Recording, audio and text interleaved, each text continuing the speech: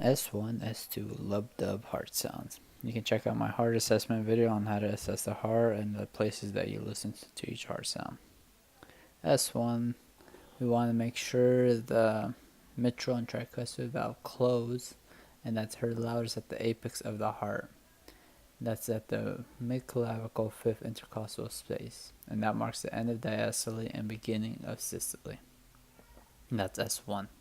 S2, it's the dub sound, and that's a closure of the semilunar valves of the aortic and pulmonic valves, and that's heard loudest at the base, the right sternal border, second intercostal space, and that marks the end of systole, beginning of diastole. And S2 splits on inspiration, wide flex splitting of S2 caused by right bundle branch block. And S2 is louder with pulmonary embolism. So there you have it, S1, S2, boom, boom, boom, boom.